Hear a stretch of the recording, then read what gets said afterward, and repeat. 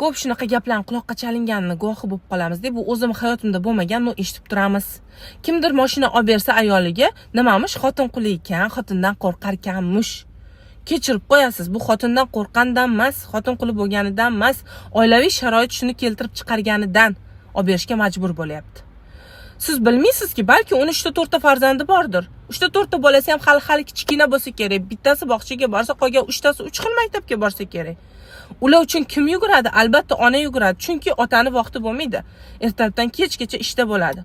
Shunga yordam berish sifatida ayollarimiz hozir jim turayotgani yo'q, farzandlarini o'qishi bilan shug'ullanyapti. Shunday ayollarimizga mashina olib berib qo'yishga majbur bo'lyapti erkaklarimiz. Nima uchun? Farzandlarning kelajagi uchun. Chunki har bitta bolani qo'shimchaga olib borishga, maktabidan tashqari qo'shimchalarga olib borishga majbur bo'lyapti. Nima uchun? Kelajagini o'ylagani uchun. Shunaqa qo'shtirnoq ichidagi erkaklar, sizlar ham yaxshilab o'ylab olsanglar yaxshi bo'lar.